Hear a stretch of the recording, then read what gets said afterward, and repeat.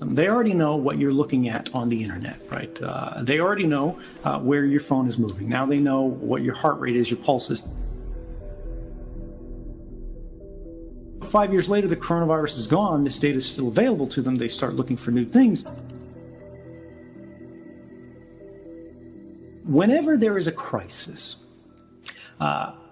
rationality exits the room.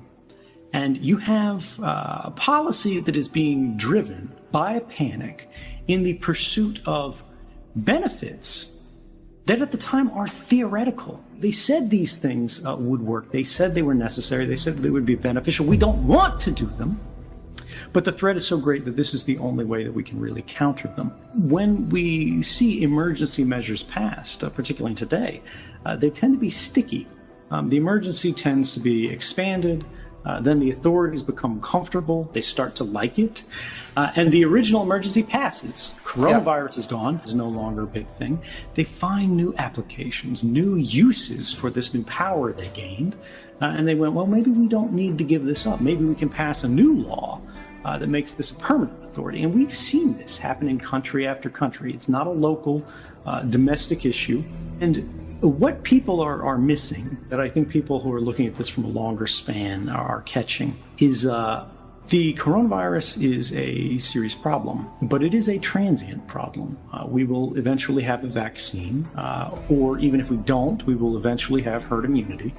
In 2 years, this problem will be gone. But the consequences of the decision that we make now are permanent. What we have is a transition from government that's looking at us from the outside in mass surveillance. They used to be looking at your phone, right, and they wanted to know what you were clicking on, right? They want to know what you were reading, what you're buying, this kind of associated information.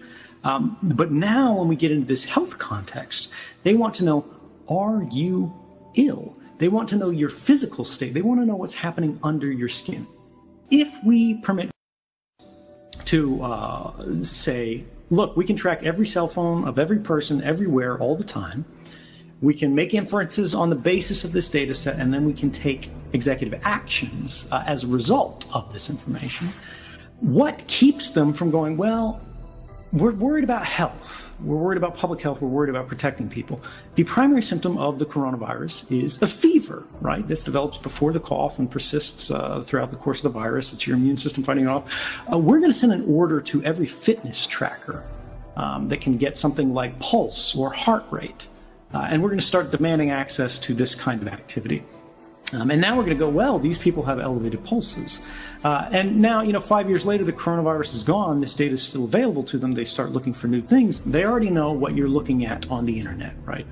They already know where your phone is moving. Now they know what your heart rate is, your pulse is. What happens when they start to intermix these and apply artificial intelligence to it? And Harari asks, if you have this bracelet that tracks your temperature and your pulse, and they know you're watching a video, or you're just watching a speech from and they see you get angry, right? Because emotions really are biological processes. These are our products that have measurable states associated with them by sensors.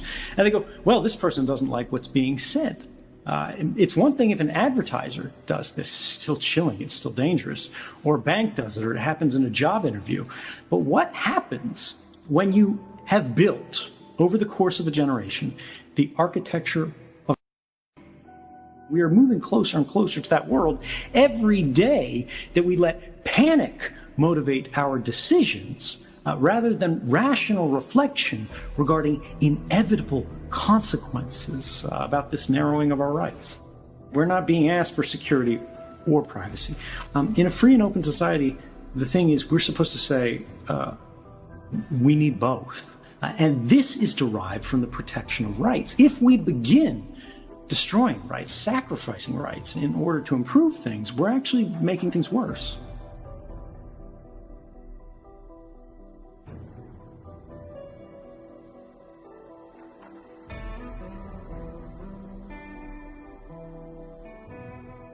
We are on a path to creating a world where man can control machine through thoughts alone. But if we can control machine, can machine also control us? Artificial intelligence is software that writes itself.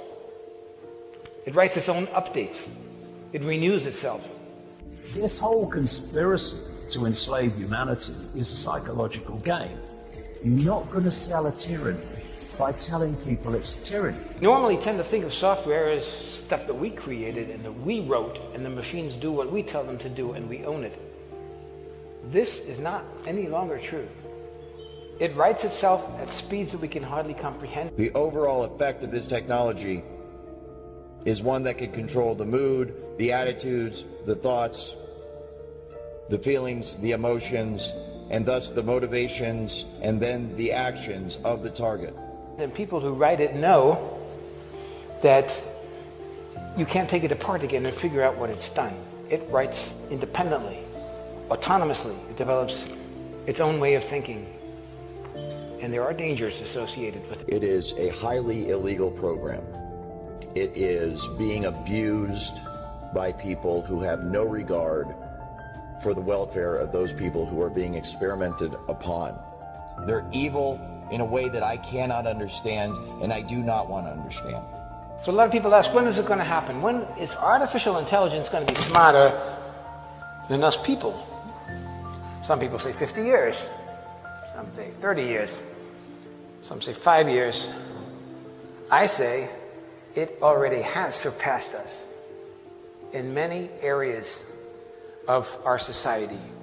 All day, every day, 24 hours a day, 7 days a week, 365 days a year. It is a highly sophisticated technology. It is one that produces literal and total and complete mind control over the targeted individual. There are millions of Americans across this country that are crying out for help. Now I want you to understand what the power of artificial intelligence is, and I have two examples. One is surveillance cameras. Everybody knows, that we're being watched by cameras everywhere, and most people think surveillance is a camera there and it's me down here and it's watching me. One person, one camera. Well, that's because we're stupid. That's the way we comprehend the surveillance, one camera, one person. We can't comprehend it when it goes beyond that. The multiple systems can focus on isolating an individual, group, community, or large population by algorithm. The directed energy weapon attack system also employs phased array cellular tower antennas as biosensors, transmitters, and receivers, capable of operation from computerized portable systems as close as neighboring locations. Satellites link the sender and the receiver. The victim is remotely tied to this supercomputer, which uses physical and psychological trauma, torture, to map out and reverse engineer the sensory and neural pathways of the victim's brain and central nervous system. It's brutal, brutal torture. Brutal torture. Unlike anything you can imagine, you can't negotiate with a computer. You can't compromise with a computer. You can't surrender to a computer. The computer will continue to do what it's programmed to do. Citizens can be selected at random for horrible targeting. Using covert psychotronic, advanced electromagnetic technology beamed from state-of-the-art operations centers globally. Could we all become robo-humans? Automated computers, supercomputer software programming will manipulate the emotions and the behavior and the thoughts of everybody in the United States of America, and it can all be done remotely. Those who seriously challenge the corrupt system by exposure face the mental illness tag. Coercive, non-stop, covert, psychophysical energy weapon torture to silence them and shorten their lifespan. Now, we have to be very careful because survival is an issue for artificial intelligence. It needs to exist to be able to do the things it wants to do according to its program. So it lays, like insect eggs, backups and computer programs all over the world, thousands and thousands of them, so that if we do destroy part of it, it's still alive. My job to you is the wake-up call to make you aware of the problem. Your job is to figure out how we're going to stop this before it kills us. Because if one company or small group of people manages to develop godlike digital superintelligence, they can take over the world. At least when there's an evil dictator, that human is going to die. But for an AI, there would be no death. It would live forever. And then you'd have an immortal dictator from which we can never escape. At some point in the early 21st century, all of mankind was united in celebration. We marveled at our own magnificence as we gave birth to AI. AI? You mean artificial intelligence? A singular consciousness that spawned an entire race of machines. We don't know who struck first, us or them, but we know that it was us that scorched the sky. The robots going down the streets, they're like, what are you talking about? Man, we want to make sure we don't have killer robots going down the street. Once they're going down the street, it is too late. Google acquired DeepMind several years ago. DeepMind operates as a semi-independent subsidiary of Google. The thing that makes DeepMind unique is that DeepMind is absolutely focused on creating digital superintelligence, an AI that is vastly smarter than any human on Earth and ultimately smarter than all humans on Earth combined. This is from the DeepMind reinforcement learning system. Basically wakes up like a newborn baby and is shown the screen of an Atari video game and then has to learn to play the video game. It knows nothing about objects, about motion, about time. It only knows that there's an image on the screen and there's a score. So if your baby woke up the day it was born and by late afternoon was playing 40 different Atari video games at a superhuman level, you would be terrified. You would say, my baby is possessed, send it back. The DeepMind system can win at any game. It can already beat all the original Atari games. It is superhuman. It plays the games at super speed in less than a minute.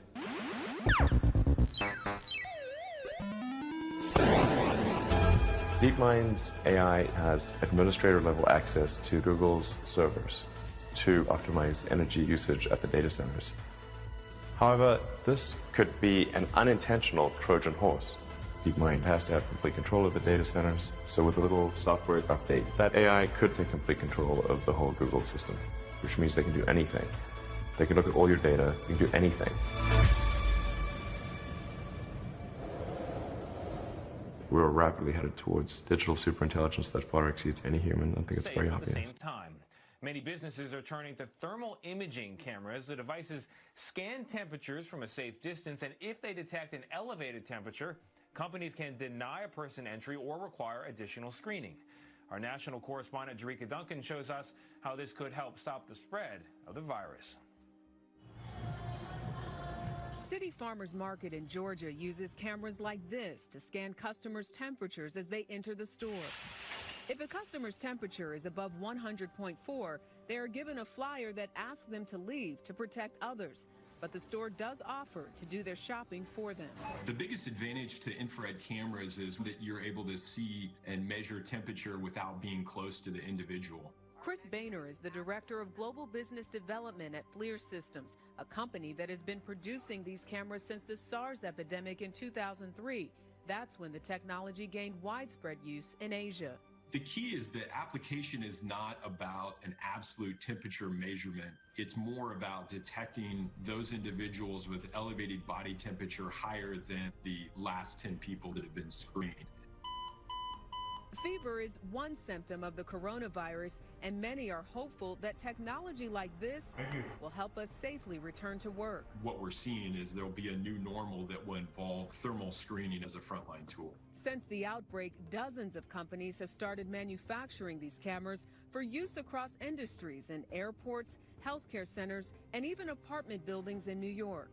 Do you see any privacy concerns? Is this sort of creating a surveillance culture? If you've seen a thermal image, you can't really detect exactly who that individual is. We aren't really focused on collecting data of any sort. It's more about as a screening tool.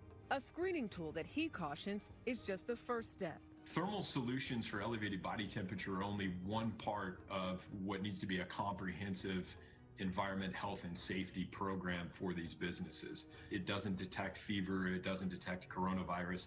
We detect elevated body temperature. So it plays a critical role in that system, but is only one part. For CBS This Morning, Jerika Duncan, New York. And joining us to discuss how thermal imaging and other technologies could change our daily lives is CBS News contributor Nick Thompson. He's editor-in-chief of Wired and joins us from upstate New York. Nick, welcome. Can you talk about how thermal imaging actually works, and is it a viable option on a mass scale? So we all emit light, and most of that light isn't visible to our regular eyes. But if you use an infrared camera, you can see all the light we're emitted, and then you can use math to figure out our temperatures. So you point the camera at our tear ducts, and you can get a basic sense of somebody's temperature. And as Jerika said, it's not diagnostic, it's just a screen, but it can give you useful information if somebody possibly has a fever, and it can provide incentives for people who have fevers to stay home. So it could be part of a solution in figuring out who's at risk of spreading the virus. Right. It's an expensive option, though, Nick. It costs thousands of dollars. So it's something probably not a lot of small businesses are going to be able to afford to use, especially now. Right. It will be something you're going to see at large businesses, at major stores. Ideally, the price goes down. If it turns out that this does prove useful, that it doesn't feel too creepy, people will keep to work on it, and you should be able to get the price down. Another technology you say could be vital in this are smartphones. How can they help us potentially in dealing with the coronavirus? Yeah, when we talk about how technology can help here, by far the most helpful technology will be smartphones that alert you when you've been exposed to the coronavirus. So using a technology called Bluetooth, you can set up a phone so that it will tell you if it's been near the phone of somebody who has then tested positive. And then you'll get an alert and it'll say, hey, sometime in the last week or in the last 2 weeks, you've been near someone who tested positive for coronavirus. Please take appropriate action. This is something being implemented in a large scale in Australia, working on it in the UK, in Germany. It's been going on for a while in Singapore. I imagine it's going to come to the US. Again, very beneficial, a little bit creepy. Yeah. Well, there's a little and a lot of creepy going on here on some levels. China is using this kind of technology to track people who've had the virus, right? Yeah, China is using it to track people who've had the virus. It's also using it to track whole populations. I mean, this is the most interesting trade-off in technology right now, is that often privacy is at odds with safety. You know, we're these walking pools of data. We're emitting data, whether it's the heat we're emitting from our tear ducts, whether it's information about whether we've tested positive that's going out through Bluetooth. There's all this data that we're generating and that's coming off of us. And all of this data can be useful in helping society stay safe. It can be useful in helping to reopen the economy, but it also can feel invasive. And so we as a society, as a collective, are going to make choices about where we stand on privacy versus safety. And my feeling is that we're going to be choosing safety over privacy quite a bit in the next few months. Well, safety is certainly urgent right now, Nick, so that's the priority, but you do wonder what the payback is down the road. You say that smartwatches and wearables could evolve to help us in this too. Right, absolutely, right? So if you think about thermal imaging cameras, which are measuring our temperature at our tear ducts as we walk into a building, think about your smartwatch. Your smartwatch can be measuring your temperature at all times. It can be measuring patterns in your temperature. It can be measuring your heart rate. There's all kinds of data going into your smartwatch or other devices that you wear on your finger as a ring, you might wear in your ear. There's all kinds of data that could help us to identify potential infections before we spread them.